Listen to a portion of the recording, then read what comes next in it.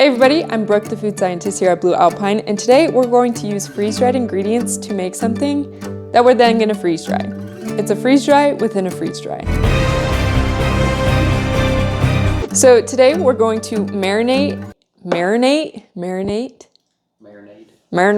gonna marinate it and then slow cook it. And this meat was provided locally by Jones Land and Livestock, so check them out. For the marinade, we have obviously our freeze-dried pineapple. We have some ginger and garlic that we freeze-dried, and some of the garlic is ground up and some of it is left whole. We have our salt and pepper, a little bit of brown sugar, some soy sauce, and our Worcestershire sauce. Worcestershire. That's kind of fun to say. So I'm gonna add about a cup of pineapple. And the amazing thing about pineapple is because it's freeze-dried, it has enzymes that are still active, whereas with pineapple juice or just canned pineapple, those enzymes are not as active or even active at all.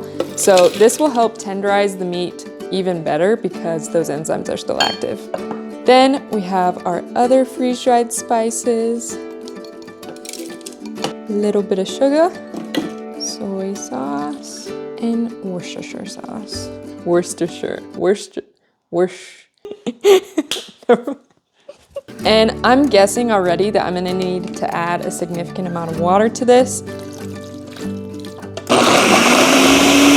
I'm gonna let that sit and rehydrate just for a little bit before I check on how much more water we wanna add. Now that we have, now that we have this marinade done, we're just gonna pour it on the meat.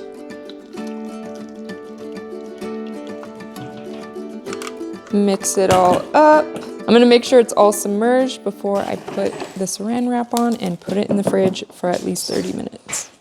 Now that it's marinated for 30 minutes, we're gonna check it out. Alrighty. I can smell it.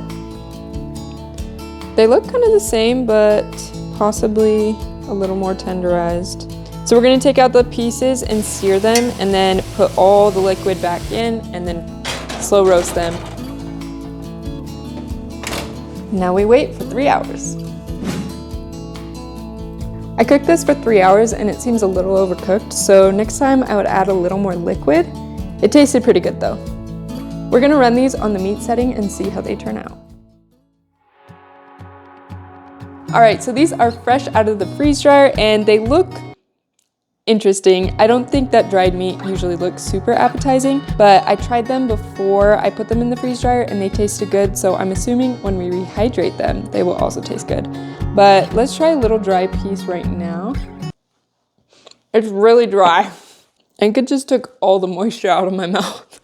Let's rehydrate it. So I'm just putting a few of these in here and making sure they're just like generally a smallish size. All right.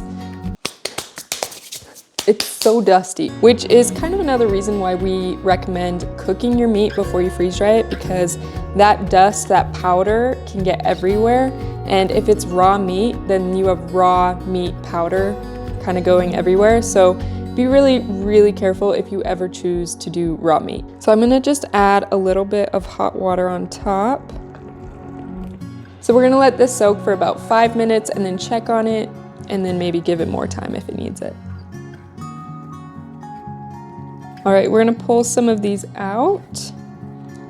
Still seems a little hard. Oh, there's a little dry piece.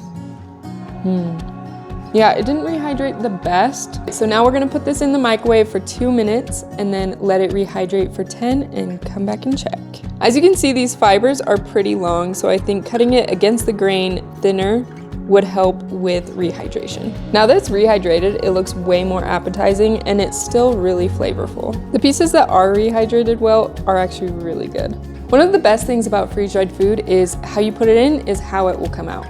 And that can be kind of a double-edged sword because I did in fact overcook this a little bit, and I was hoping that when I rehydrated it, it would kind of overcome some of that drier texture. And when I rehydrated it, it was basically the same as before. So how you prepare your food does matter, so keep that in mind when you are freeze drying. But it still tastes pretty good, so don't be afraid to experiment. Have a good day.